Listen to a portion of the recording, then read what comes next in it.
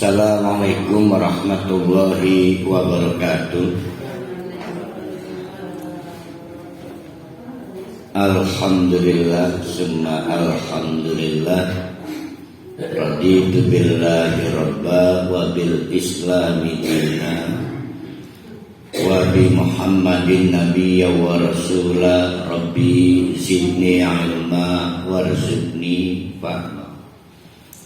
Rabbi shrah li sadri wa yassir li amri wahlul 'uqdatam min lisani yafqahu qawli.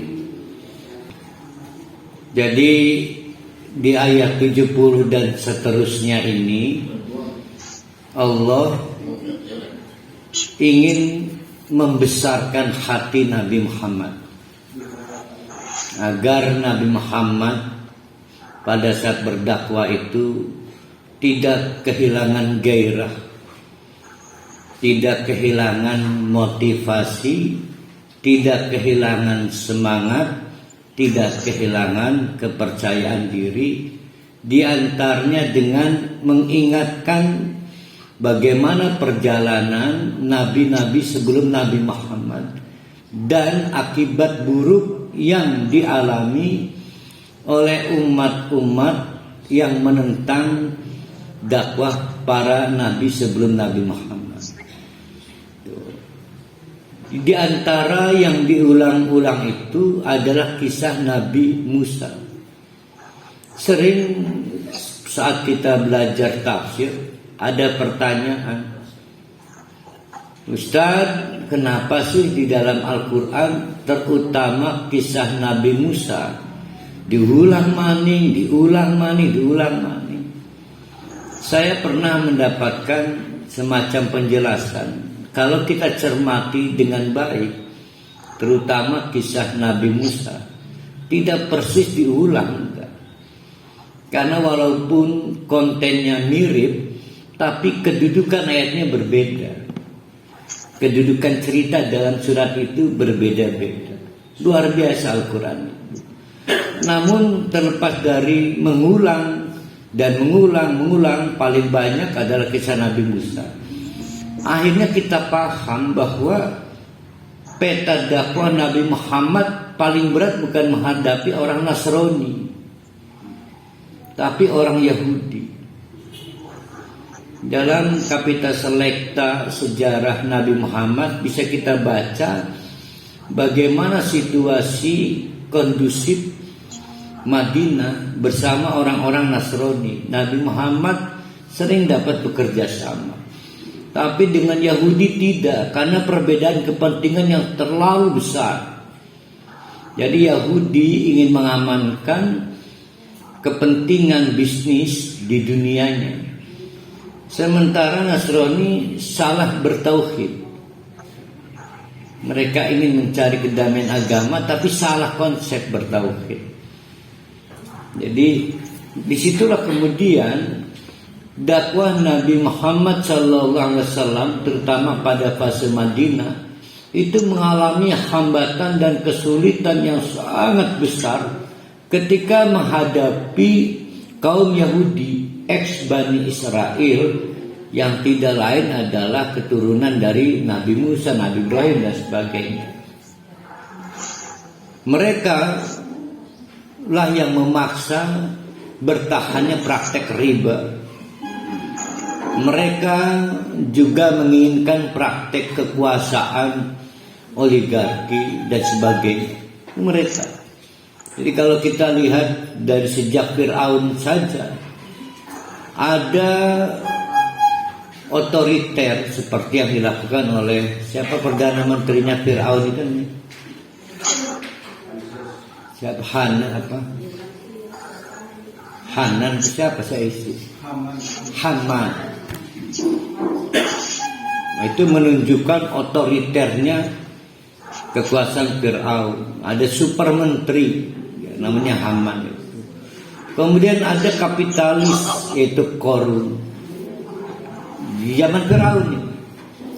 Dan itu yang ingin dipertahankan oleh ex Nabi Musa, praktek berkuasanya Fir'aun diduplikasi, ditiru, berjalan terus sampai di zaman Nabi Muhammad. Nah, ajaran Islam ingin menghilangkan itu semua. Praktek-praktek ekonomi kotor, praktek politik kotor, praktek sosialis yang menghilangkan kemerdekaan individu sehingga bertabrakan. Maka kita dapat mengerti kenapa kisah Nabi Musa untuk kepentingan menggairahkan dakwah Nabi Muhammad diulang-ulang terus sampai sekarang pun tidak berubah petanya. Hampir semua orang yang mengaku beragama bukan Yahudi mengalami hambatan dengan Yahudi, terutama agama kita Islam.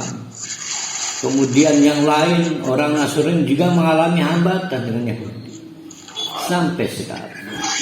Nah, oleh karena itu penting kita kembali melihat kembali cara Al-Quran mengajarkan kepada Nabi Muhammad, kepada kita bagaimana bersikap di tengah-tengah intimidasi orang-orang Yahudi. Nah, sekarang gagasan dasar dari kisah-kisah itu begini. Bapak-bapak, ibu-ibu, setiap orang itu pasti kalau bisa dia namanya status quo. Jadi mohon perhatikan, setiap orang tidak ingin rugi setelah merasa untung. Setiap orang tidak ingin gagal setelah merasa sukses. Setiap orang tidak nyaman setelah merasa nyaman. Itu artinya status quo. Ya. Jadi semua orang takut miskin setelah dia merasa tidak miskin. Setiap orang takut sakit setelah dia merasa sehat. Maka setiap orang berusaha untuk status quo. Nah, nabi-nabi itu datang untuk memperbaiki keadaan yang salah. Tapi bagi orang yang berpikir status quo, yang bermasalah nabi. Karena Nabi meminta orang berhenti menyembah berhala, sedangkan masyarakat menganggap dengan cara menyembah berhala itu dia punya rumah, dia sehat, dia bisa makan, dia bisa bercocok tanam. Apakah ada garansi kalau berhenti menyembah berhala, cocok tanamnya tidak buruk, rumahnya hancur, badan jadi sakit? Ini problem. Nah, prinsip-prinsip berpikir status quo itu adalah didukung oleh pemikiran bahwa cara hidupnya adalah best practice. Cara yang terbaik ya begitu. Bahwa dia bisa sehat dengan cara menyembah berhala. Dia bisa beruntung dalam perdagangan dengan cara menyembah berhala. Lah, perhatikan, nabi-nabi dikirim Allah silih berganti meminta berhenti untuk melakukan kegiatan kemusyrikan. Tapi persoalannya, kami tidak butuh akhirat. Kami butuh kepastian tidak miskin, tidak sakit, bisa sehat, bisa tenang. Jadi dakwah para nabi selalu bertabrakan dengan prinsip status quo. Selalu. Semakin tua semakin takut untuk berjudi, memperbaiki keadaan. Semakin umur semakin tidak mau coba-coba. Ganti usaha nggak berani. Setelah senajan saya ketemu sedina, yang penting nggak berani. Semakin tua. Nanti kita akan ketemu di sekitar paragraf di ayat 80-an. Nabi Musa sebegitu panjang juga perjuangannya, akhirnya hanya bisa merekrut anak-anak muda. Karena anak muda tidak punya pengalaman empirik best practice. Tapi orang-orang tua kayak saya, apalagi Pak Jerusti, merasa selalu bilang ke anaknya, kamu bisa apa sih? Kamu saya sekolahkan dengan cara ayah bekerja. Gak usah ngajari ayah cari makan. Gak usah ngajari ayah cara bikin rumah. Merasa selalu ini yang terbaik. Jadi yang kita bicarakan tentang ukuran terbaik adalah ukuran hidup di dunia, bukan hidup di akhirat. Semakin tua semakin sulit. Maka Nabi Musa gagal mendapatkan pendukung-pendukung dari kalangan tua karena nggak berani gambling. Mereka merasa sudah PW tahu PW Pak Jusri?